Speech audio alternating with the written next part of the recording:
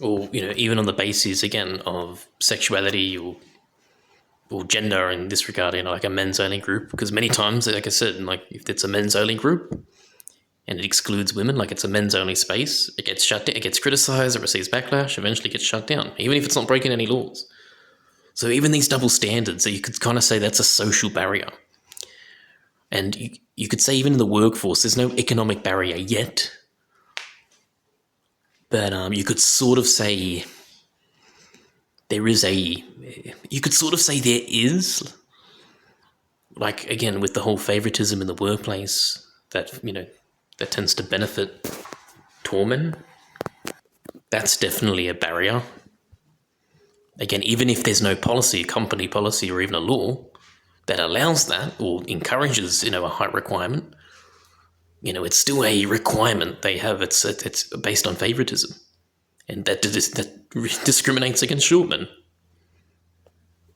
It's an unnecessary requirement, to be a leader or to be promoted in a type of specialist job or to be promoted into a different department. That should be based on skill and qualifications, not height, not looks.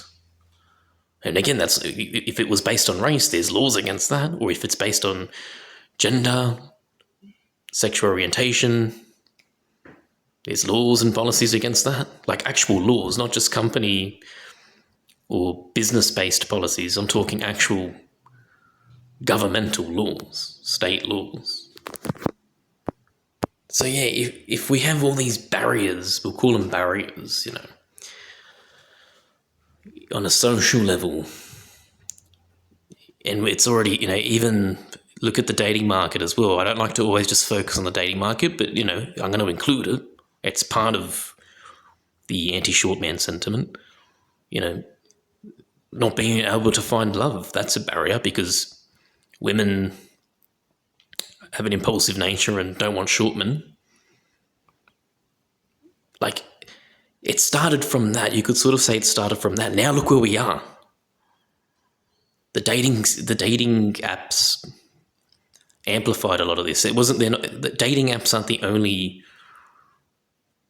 culprit. Like, it's not the main reason why misandric-shortism is so prevalent. But it was a tool used to amplify it. It was engineered for that amplification, if that makes sense. So look at 20 years ago when women can now start selecting the type of men they want using dating apps. Must be tall, over 6 foot, or maybe back then it was at least be 5'9", who knows? Because dating apps started in the late 90s. So almost 30 years, almost 3 decades of dating apps. Okay, now what I'm trying to say is, and then 10 years later you had... not dating apps, dating websites that started off in the late 90s, early noughties. Then 10 years later, you got dating apps like Tinder and I think Plenty of Fish, things you can download on your phone. You don't have to sign into a website. You can just download the app on your phone and swipe right, swipe left, and find the man that you're physically attracted to. Now, 10 years after this, now... misandric-shortism isn't just limited to the dating market. It's now... It's permeated pretty much on all levels of society. Right? Now look where we are. There's nightclubs banning short men. Not banning... Well, yeah, it's banning, I guess, but maybe that's not the right word. Like, disallowing short men, barring short men, no manlets allowed. And this isn't like I said, this isn't a club that is, dedicated to the welfare or well-being of tall people or tall men. This is just simply a nightclub. At least TIC is about, assisting tall men and women and, as it said, spreading awareness and whatever. I don't think they necessarily ban short people from their tour tours, because I've seen the videos and they have short men and women hanging around, and maybe they can even I don't know, contribute to the organisation. I mean, I wouldn't, but I mean, the actual members have to be 6'2" for men, 5'10" for women. But at least with like I said, the Tour International Club, it's more based on it's more like a support network. It's more about helping tour people. This is just a bloody nightclub to get high, to spread diseases, and listen to stupid brainwashing music and blow your eardrums. Just degenerate behavior. But anyway, I think I've already made things quite clear, and I've elaborated enough. So yeah, to sum it up, if this isn't proof of an agenda, okay, and it's not just this particular thing here, this particular scenario with this club and the creator Legrand. I'm talking like many things, even previous videos, like the fact that short men are just the most targeted. If that's not any more proof that there's an agenda, then I don't know how else to convince you. I don't want to convince you. I want to simply inform you. I just want to help you gain that cognizance. The choice is yours. But yeah, like I said, look where we are now from 20 years ago. Look how misandric-shortism, height requirements, look where it's led us. It's no longer limited to the dating market. I mean, even before then, before I end this video, I should have mentioned, there's a study done, I forgot his name. I don't know the name who created the study, but it talks about heightism, and this was based in the early 70s, 1971, I think, or maybe the late 60s. And the author of that, I don't know if it's a study, well, it was an article that referenced studies to prove his point, and he was already talking about heightism then, how tall men are more likely to be elected as president or leader of the nation, how they're more likely to get paid more because they're more likely to be promoted. So that was, how long? Over 50 years ago, right? That article was made, that heightism, I think even the word, it was like the first time the word heightism and the actual discussion surrounding heightism or misandric-shortism. I think he mentioned discrimination against women too. So just say shortism entered the scene. I don't know how to say it. It kind of entered mainstream. There was. It's pretty much the first time in history that someone talked about it. The way I read it, though, it's I don't think this is the right video to talk about it. But I mean, the author was Zionist blood, and the way I read it was more like he wrote it as if he's kind of explaining the prejudices and injustices against short people. But I kind of, when you dig deep and look who is authoring these studies and articles, I feel as if it was the plan. It was pretty much what they were planning, what they were engineering, if that makes sense. It's like that monologue, I don't know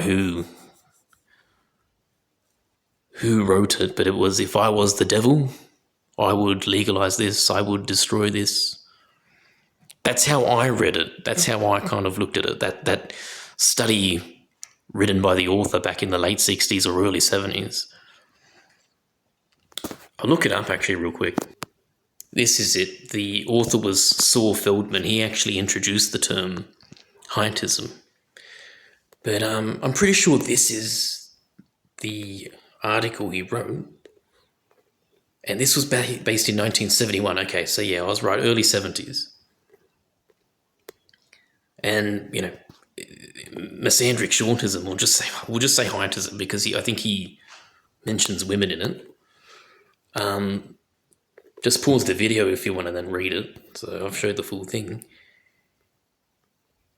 Yeah, he was the one who introduced the term, and I don't know, the way it's written, the way it's coded, it's not like he's actually trying to shed light on the issue. He's trying to portray that, but rather he's trying to explain, what's to come, what's being planned out, or what's occurring. Because it's not like, again, misandric-shortism is anything new. Like I mentioned in another video, it dates back to the dawn of time. But it's definitely been amplified. So, but anyway, I'll leave it at that. I think I've explained enough. I don't want to go on and on and on. But yeah, I think I forgot what I was saying before. I mentioned Saul Feldman's article. I think it was about the barriers. You've had these. I was saying,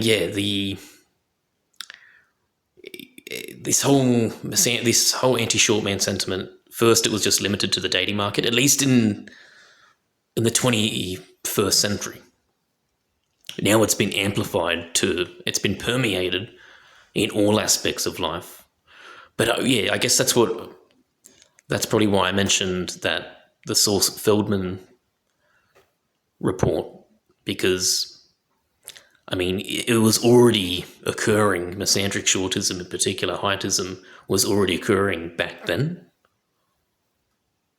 But obviously it would have not been anywhere near as bad. So I guess once the start of the 21st century, things really rolled out.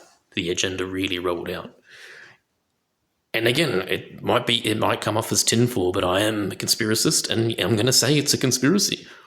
And before I end the video, I know I've already mentioned this, from the decoding I've done and the deciphering I've done, it's actually connected to 9/11, believe it or not. But that's probably for another video, and I probably will have to do that on Rumble, not on YouTube. So anyway, and I guess I've got to be careful what I say. It's not that 9/11 was a part of misandric-shortism, but that was kind of like the ritual, was the start of many things. Anyway. I'll just leave it at that. All right.